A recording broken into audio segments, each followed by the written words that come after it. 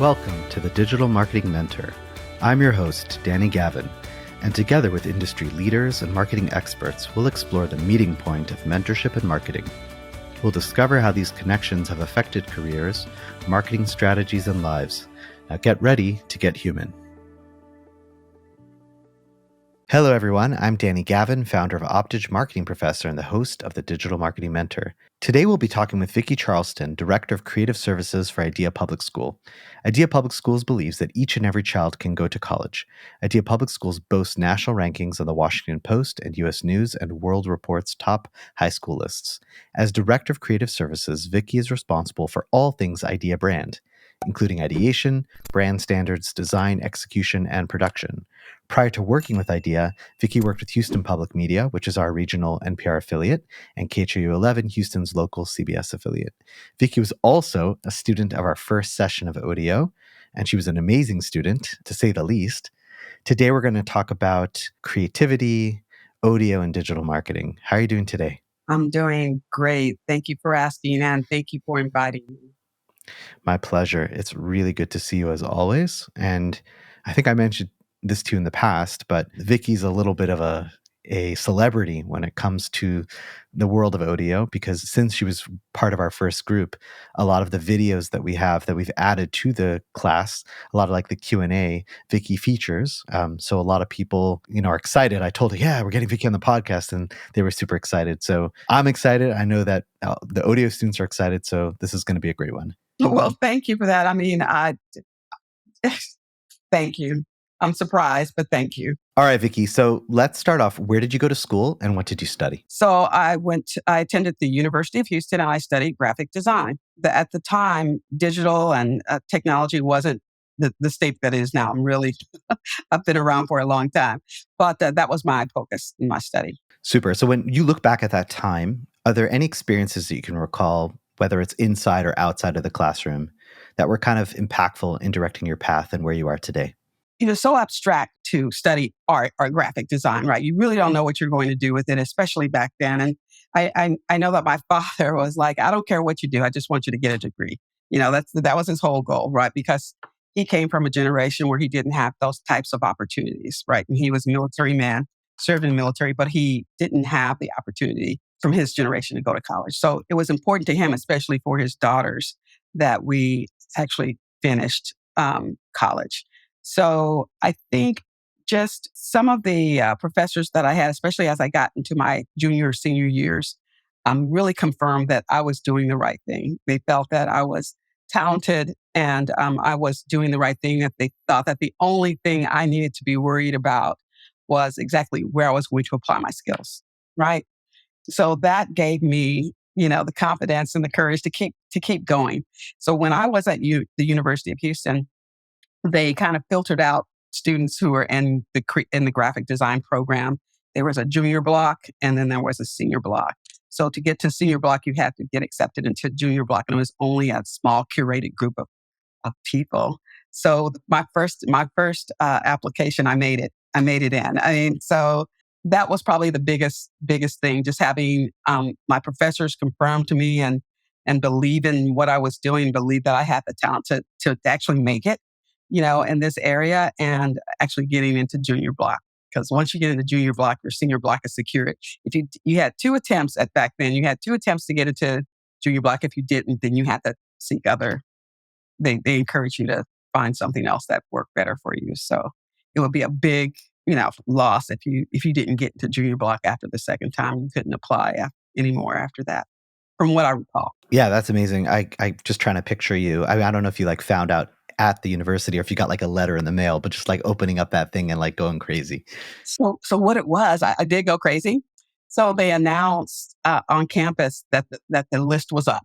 It was where they put a list up, and it was totally public. Anybody could come by and see it. So all the kids that were, all the students who were in my courses and classes that I had relationships with, they said it was up. You went to the office door and there was this list. And I think it was only 20 or 30 students who got into the block. That's crazy. And so everybody was cramped up against the window. So you had to push your way through. And I looked up, I went to see, and I saw Vicky Charleston. I was like, yes, I got it. But my friend who had gone through the whole program with me, did not get into it. And so it was like a mixed bag. I was really excited, but I didn't want to be too excited because I wanted to make sure that she knew that I cared about her. She had the opportunity to try it again, but it was super exciting. I was just like, yeah. I remember calling my mom, my dad, my boyfriend at the time, and they said, congratulations, that's great. So that was huge for me. And it really set the bar, for me as far as how I move forward and how I can really do this and not to doubt myself, because you always doubt yourself. There's always this thing about the imposter syndrome. Every now and again, when I think I really shouldn't be doing this, I question myself. I try to remember back to that moment, that catalyst. So it's like I remind myself that I do know what I'm doing. I've made a career out of this that a lot of people weren't able to do. So, yes, I would think that yes, just getting to that junior block was a big deal for me. So, Vicky, how would you define a mentor? I think a mentor can be many things, right? If you think about it, I don't know if defining is in probably the ways that most people think about it, because you have so many mentors throughout your life, especially the longer you live, people impact your life in so many different ways. But I think a mentor is someone who sees something in you, wants to help you get to the next step, whether that be in your career, in your development, in your professional life or your career. I think that's the role a mentor plays.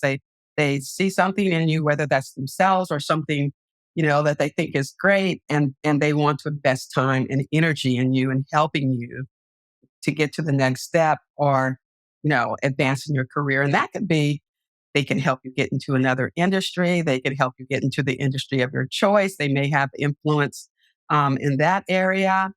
But I that's what I think a mentor is, just in general. And they can impact your life or come into your life in big or little ways, right? It could be someone who you met at a bookstore, right? And you got into an engaging conversation with, and they pointed you to a passage in a book. And that passage just happened to rock your world and make all the difference in the world. And you don't know them. You'll never see them again, but they impacted you. They influenced your life in a profound way. And it could be someone that went on your journey for a long time, right? So that's a big impact. And when I think about mentors, I have to start from the beginning, right? I have to start with my mother and my father. They were the first mentors in my life. So a mentor can take on many shapes and many sizes, but really it's just someone who is there to help you get to the next step in general. Oh, you mentioned your dad. I know he was a military man. So, how do you kind of explain like a military man raising an artist daughter?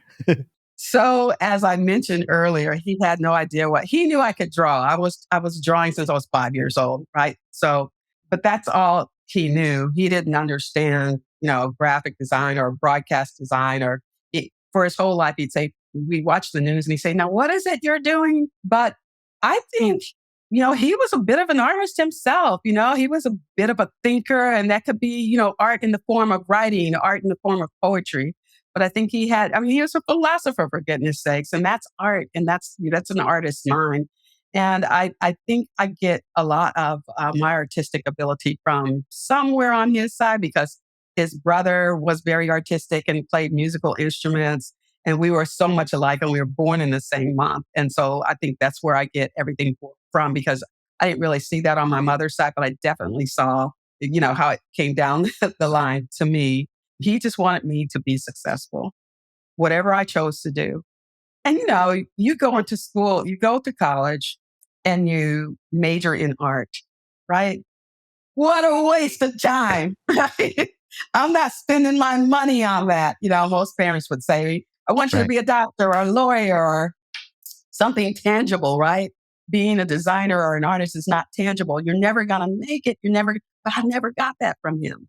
It's amazing. Never got that from him or my mother. While they didn't understand, because they were very humble people from very humble beginnings, and while they didn't understand what I was doing, they understood that they were going to support me and help me get to where I needed to go. And that's why I say helped me get to where I needed to be. And that's why I say they are, my mentors, my original mentors. They didn't know, they believed in me. They knew I had talent.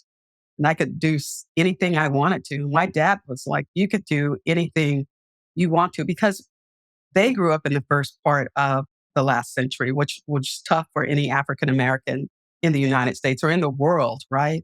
And so you were very limited with your choices, their generation. They were very limited.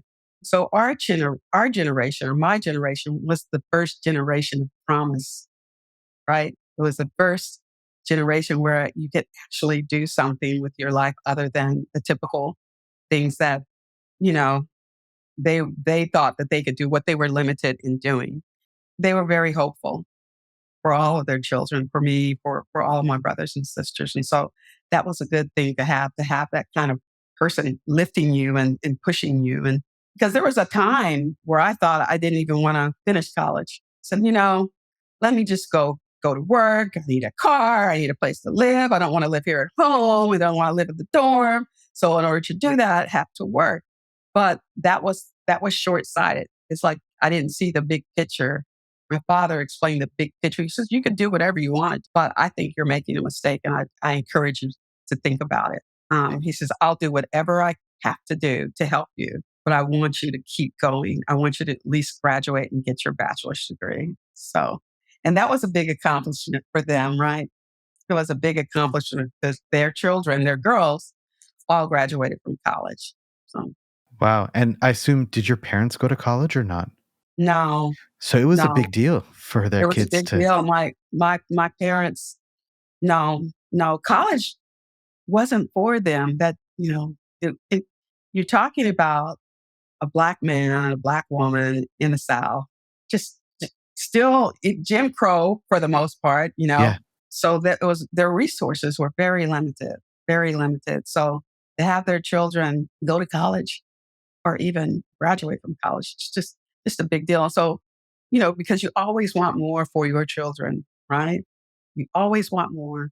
And my father would always drill into us about how the only people that stop you are yourself. If you're limited, just don't blame anybody else. Look in the mirror. That's who's stopping you. And so I pass that on to my son. Don't ever, use excuses or blame anyone else. If you don't reach your potential, I mean, I'm here to help him as my parents were there to help me, only in a different time, different circumstances. And I knew that my son was going to get a lot of social messages that I couldn't control about who he was. My whole position was, don't believe that. Because I think ultimately children, if they know they have someone who loves them and believes in them, they can make miracles happen. That's the core. So that's my basic philosophy. And I get a lot of that from, my parents, just from their influence, and how they raised me and how they so wanted to see the next generation just do more and more and more. And so, yeah, my dad, he was a super, super, he was a complicated man, but he was a cool man, you know. And like I said, everything when I was growing up, everything was a lesson, right? But he taught me the value of never being afraid to go for what you want. He always said, think about what's the worst thing that can happen. And I could tell you, I know this is anecdotal and I'm probably going long, but there's a story. My cousin lived in the same neighborhood as we did. And my father was, okay, he was very strict too. It was like, you couldn't do this. You had to be home before the sun hit the ground, all those kind of things. And even when I started working, you can't work in a strip mall. You can't work. It was just so limited, right? And so I didn't have an appreciation for that when I was younger, but I do now, and I understand it now. But that lesson that he taught me that served me well, not only in my personal life but in my professional life, was think about what's the worst thing that could happen. If it's nothing, or if it's not going to kill you, anything short of killing you, then go for it. And that is, my cousin was at my house and she wanted me to spend the night with her. And I said, no, my dad's not going to let me do that. I mean, he's like, I bought this house. This is the house for you to sleep in. The bed, I bought that for you to sleep in. You don't sleep in anybody else's house. I said, no, my dad will say no. And she says, well, go ask him. Go ask him. I said, no. She says, well, I'll go ask him. I said, okay, go ask him. And she goes in and she comes right back out really quick. And he said, I said, well, what did he say? He said, you have a mouth, and if I want to ask him a question, I'll come ask him. I said, did he say yes or no? He said, no. He said, you have a mouth. If you want to ask him anything, come ask him, right? So I go in and I ask him because I think, okay, this is another one of his lessons, right?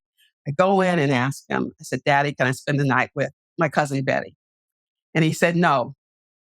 And I said, okay, what was this for? Was this some kind of exercise?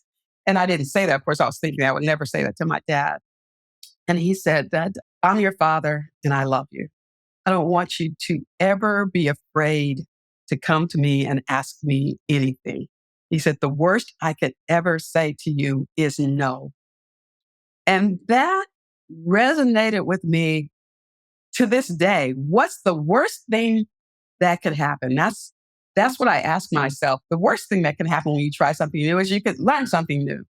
The worst thing that can happen, you could not learn something new, right? Or you could learn something new. I kind of flipped it. That stuck with me like forever. So what's the worst that can happen? I could not get the car. I could not graduate with it, but I could graduate or I could get that job. I could go for that job and get that job. So that was an important lesson, but that was one of his, everything was an opportunity for a lesson with him. So I love that about him. I'm in total awe. Like what a smart man. Like just taking every opportunity to teach his children and look how it stayed with you. And I can see how much a part of he is such a big part of you and who you are today. Yeah. So Yeah, he is. special. Thank you for sharing those Really, stories. you're welcome. You're welcome. Yeah. Thank you for asking me about my dad. I know I went too long on that, but No, you didn't. I'm glad that we got those stories. That makes the episode. Let's talk about some of your other mentors. I know you've had some mentors at IDEA as well as Houston Public Media. Would love to talk about them. So, yes, I think, and again, as I mentioned earlier, those that see something in you that are who want to invest in you to help you get to the next step or help develop your career. And so I can say that again, throughout my long career, I've had many mentors in every place that I've been. And again, anybody who's ever accomplished anything in life has had a mentor, right? You can't say that you haven't. You may not have recognized them, but if you stop and think about it, it's like, yeah, that person did that. And I could think about, I don't want to mention any names today, but I can think about my VP at Houston Public Media. She absolutely believed in me and took a vested interest in developing my career and developing my positions there at Houston Public Media. She trusted me. She valued my opinion, and that made all the difference in the world. She helped me believe that I had a strong opinion, that my opinion mattered, right? And so that made a difference to me. I was an art director, right? And I thought art director was as far as I was going to go. But here I go to Houston Public Media. I come in as creative services manager. Then I promoted within a year to creative services director, and then director of brand strategy and creative services. So those were some leaps to take. And then that helped me feel confident about applying for my current role, right? And so I get to my current role. And when I came in, there were a lot of things that needed to be addressed. And I was able to address those things and take action and make the necessary changes that I felt I needed for a healthy, productive team. And it's all because of what I learned at Houston Public Media, what I learned when I worked at Channel 11. But the more responsibility, the more I learned and the more confident I was that I knew I could do whatever I wanted to do, right? Yeah. Yeah. My chief at IDEA, now she was only there for a short time, but in that short time, she made a huge impact on me. She actually saw the difference that I was making, and she actually supported me in so many different ways, and we still keep in contact now. So those are the kind of things that here in this part of my career that really make a difference. So Vicky, who do you mentor in your current position? And let's talk about your keys for mentoring success. I thought about this because I have a whole team, and I think the two that I mentor are the two that report directly to me. And I do that because, one, I think they're so capable. And I think that the key to a great mentor is honesty. When they're doing well, be honest and praise them. And when they need to be redirected, also give them that kind of feedback, just honesty and real feedback, right? Show support, always be there to support them, and always be there to listen, right? I think being a good mentor is the ability to listen and respond. Take what you hear and then whatever action is needed. I think those are important.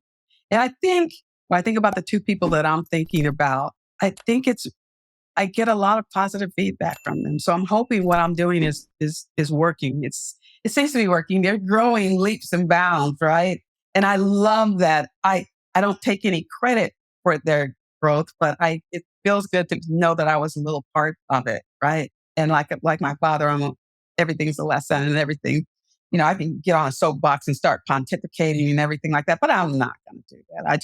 I think honesty is in just being there, and having the ability to listen and understand and try to recognize what they need to help them, work with what's going on, how to handle certain difficult situations. Because I think for a manager, that's one of the things you don't really, being a manager is cool, right?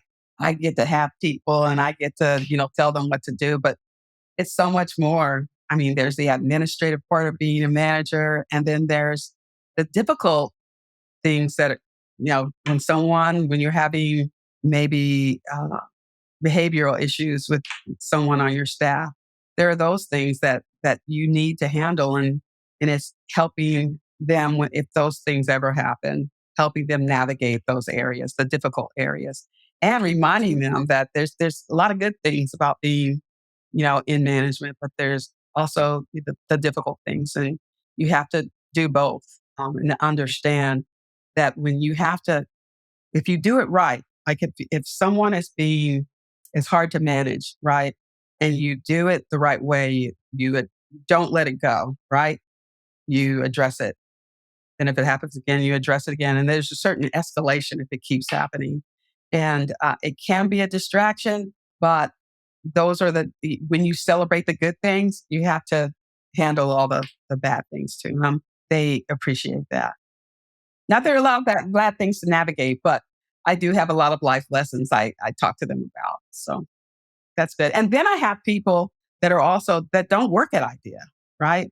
I have two lovely, lovely ladies that I've been mentoring since Houston Public Media. I met them at Houston Public Media. One has gone she's in a really good position at U of H now. And the other is with another school. I can't remember the name of that school, but she's like a senior designer there at that school district now. And one I keep more in contact with than the other. And she just had a baby, so she's really super busy. But I like that. I like having those relationships and those lasting relationships, because I'd like to think that they would think that I'm one of the mentors that really made a difference and really made an impact in their life. I like to think that. In a perfect world, I'd like to think that. But I couldn't say that way. I could only get that from them. But I love them all, and I really want the best for them.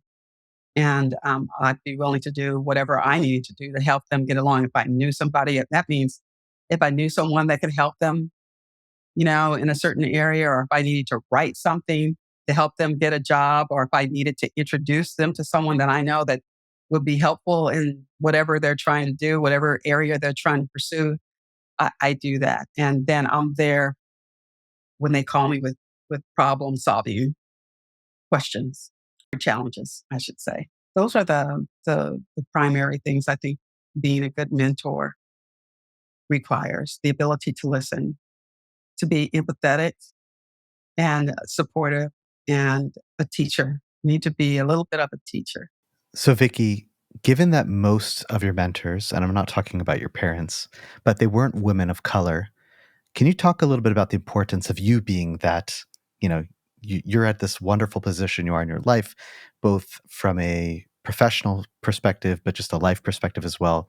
Talk about the importance of you being that mentor for young women of color. So the two women I spoke of, they are women of color. Okay. They are women of color. I think it's important for younger women of color to see people that are more advanced in their career, older, I should say, in certain positions, because that gives them something to look forward to or to reach for. They know it's possible, right? And when you see somebody in my position, when someone of color sees someone in my position, sometimes you can tell it's a surprise, right? You can see like it register in their eyes, like, oh. I love that. I love that. There was a tour that came through Houston Public Media once, and it was from Purdue A&M University. And of course, Purdue is a historically Black college or university. And so tour guide was walking around, and they came around to where my office was. And I stepped out to say hello because I could hear them coming around. And so the tour guide introduced me, and you could see all the women were just like, they opened their eyes. They looked like I was their sister or their mother or something. It's like, oh, so proud of you. It's like, oh my goodness. It was like unexpected for them. So to see someone of color in positions that you wouldn't expect, perhaps, even though it's more common now, and to be that person feels really good, right? Because I worked hard nothing was given to me. And I dare say, because a lot of the people that I work with were men, and they were men not of color, right? So that had a challenge in and of itself, because people come with biases that they don't even register or acknowledge. And so, there are those times where those kind of things became an issue. Now, and that's because I was a female, and quite possibly because I was Black. You come to the table with biases that you don't really know. And you act in a way that I recognize as a bias, right? Because I live it. I walk in with this skin. I enter the room with this skin. I enter the room as a female, right? So these are things that I've recognized before. You know it when you see it, and it has its challenges, and it's interesting to navigate that. But I always had to. I mean, it's the younger generation that don't really do it now. It's the old people my age, perhaps. When you come into an organization as a new person, and you come with the wealth of experience I had and the confidence that I had, quite frankly, I knew what I was doing, right? So you come in and no one looks like you, and that's female or minority, and they're older than you. You bet your bottom dollar you're going to have problems. You know? And it was their boss who hired you, not them, right? Right. So you come in and you have to just get their trust, try to, I don't know. I had that situation once, and it was tiring, and to be honest with you, Danny, I don't know if you want to put this in there or not, but I mean, my last few roles, that's what I was met with when I entered the room, So, it's real. It's real. And anyone who says it's not real just doesn't live it. They don't know it. They just miss it. So, but I've made it. I've persevered. And the only person stopping me is myself, right? If I don't make it, what?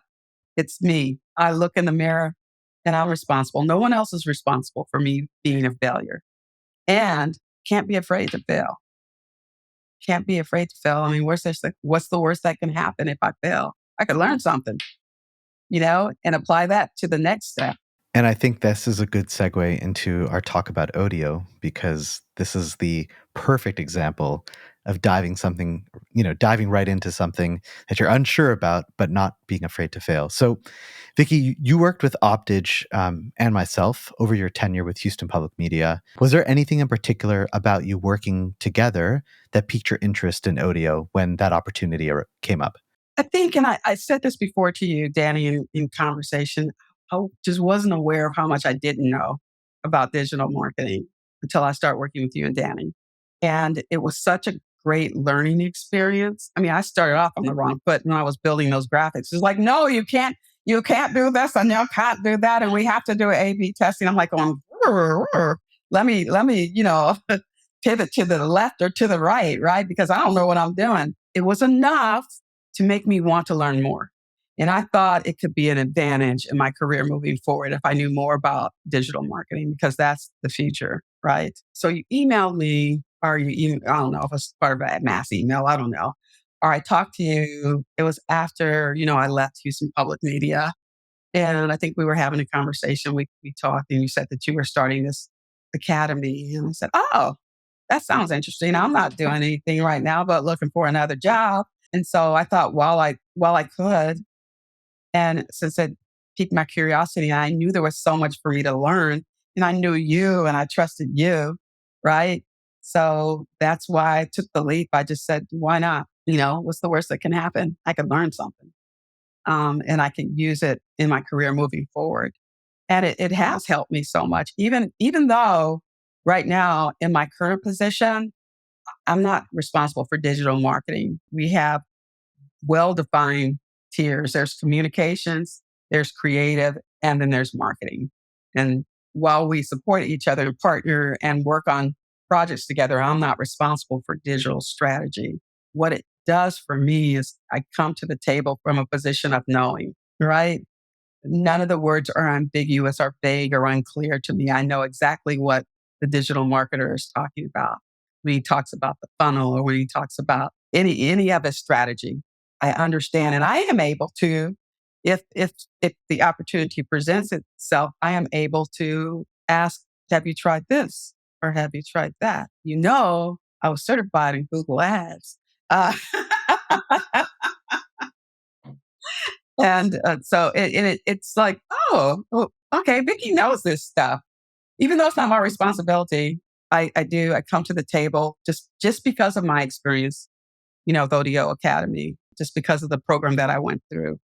I am so much more aware and so much more prepared to have those kind of conversations about digital strategy, or to even be able to be someone who can voice a different perspective or a different you know, take on things. And I was able to, I think I'm able to, I think we were in a meeting once, and the digital strategist was talking about, well, I've tried this and that, and that's not going to work. And so I was able to say, well, did you try this? Or, well, did you think about this? So it was just great. And I think we got out of that meeting, and my second in charge, he called me, he says, oh, that was really cool. I said, yeah, but I gave them something to think about. People appreciate that. They're always looking for another voice to help them think through things. I mean, we don't live in silos, right? And digital marketing or digital strategy is something that can use several perspectives, right? And so I am not unafraid to, I could be completely wrong, but at least I'm giving them something to think about, right? One of the things that I think about, going back to when you took the course. So, a lot of people are afraid, like, oh, I'm a creative and I don't know if I can do digital marketing. Is it all analytical? But you know what? When we took the course, so there was one topic, and I'm sure you'll share with us, but schema markup, which is like really, really technical. But honestly, like when Vicky learned about it, she's like, she fell in love. It's like, wow, this is amazing. And can I learn more? We even we contacted a company and they provided another free course to for Vicky. It was amazing. But Who it's just, knew? who knew? But it just shows you some people think that if you're creative, you can't get into the technical. But I actually think those two things are married so well, right? The creative and Well, the analytical work so well. it's two sides of the brain. And if I had not taken your course or been involved in it at all, I never would have known anything about that. I never would have known that I had the ability to think on that level. It was so natural to me. That and writing Google Ads, that was pretty. I mean, it was a time of discovery, Danny. It really was. I thought, wow, okay, maybe I can make a real career change. I have to start at the bottom, right? but that's okay if I really want to make the change. But I knew that it just opened so many doors for me in my head, right? Like I didn't even know the term schema. If you ask me about scheme anything, I would think of rhyme scheme of a poem, right? Right. Totally different, but not. Yeah, I just never knew that I had the ability. And then here's the thing, though. Here's the thing. When I think about it now, when you say that, when I first started college, I was actually a math major. Mm, I was actually a math major. not I surprising. didn't know what I was going to do with it, but I reached a level that I just didn't understand. And so I said, well, I know art, I can become a designer, right? But it makes sense now. And I just thought about that right now. But those were the things that most intrigued me and most surprised me and made me want to explore more. Really, really did. And I still might, right? You still have other courses that I can take. But unfortunately, I ended up getting a job. And so all my time was pretty much taken. But I was grooving on that, wasn't I, Danny? I really was. You totally. I was That's why I compare to people like when they come to take the course, it's like the Matrix for those who haven't seen the movie. But like you take the blue pill, and your life stays the same. You take the red pill, and everything changes. And honestly, that's what it is, right? It like opens your eyes, opens these doors in your mind that you never thought about.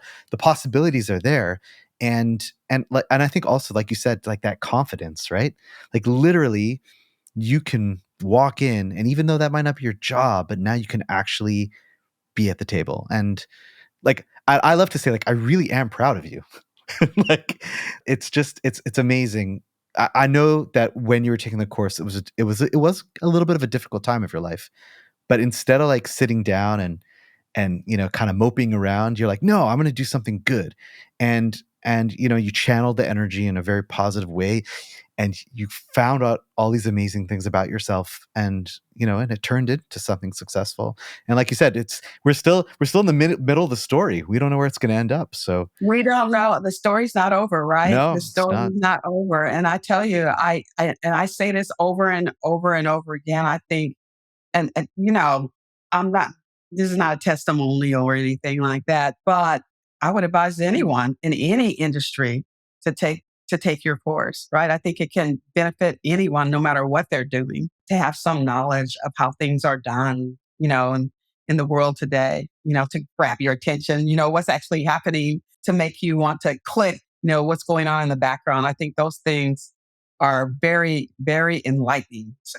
Oh, that's why, blah, blah, blah, blah, blah. That's why I like that picture instead of that picture. I think, yeah, it would be a benefit to anyone in any industry to actually take your course. It really was so beneficial for me.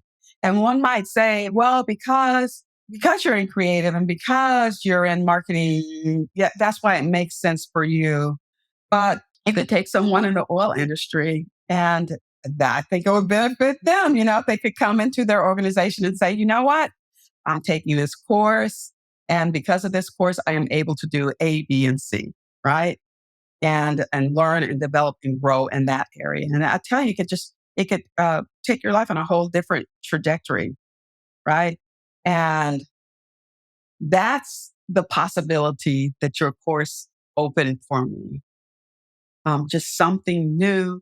It was exciting. It really was. And I still get excited when I think about it, because that was just a really cool time for me. As you said, it was difficult, but I needed something to keep me busy. And it just was the timing, right? At the right time. Here I was, I had all this free time and you had this course. So why not? And then I just learned so much about myself, Danny. I really did. And I'll never regret it or forget it. And it could, like you said, like we said here, the story's not over. The story's not over. So Vicky, before we wrap up, I'd love to talk about your favorite artists. Because you're an artist, I know you write, you draw. Still, who would you say like are your top three influences or top three artists that you like to look at? Bisa Butler. I'm not sure if you've heard of her. I have not. See, what is the exact term? She creates art from fiber. And she's taken quilting from a craft to a high art form. She does these wonderful, vivid, colorful portraits of African American life. And the first time she was on the cover of Rolling Stone, just her piece. She's been on the cover of several magazines, but it's for the subject, right? Yes, the illustration is by Bisa Butler, right? Or it's a quilt. And it's so intricate. It takes so much time, and you can't stop looking at it. I've not seen her in real life, but I just know that the images of her work that I see are so impressive. And I think all the handwork that has to go into that. So she's one of the artists that I really admire and really cannot stop, looking at her work. And then I think the other, she's a woman of color. And then the other is Deborah Roberts. She is an artist out of Austin. And she does a lot of contemporary, how can I describe her? They're figurative works, but they're collages, they're mixed media. And it's all about, let's see, I've got something here. So it's all about the complexity of Black subjecthood.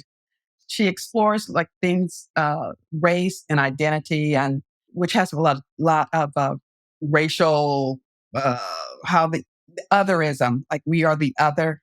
It's a lot of imagery that has to do with that, about how others see us as the other, right? So it's really interesting. It's very it really challenges your brain, when you see her collages, when you see her mixed media. And she's just exploded, though. 10 years ago, where was she?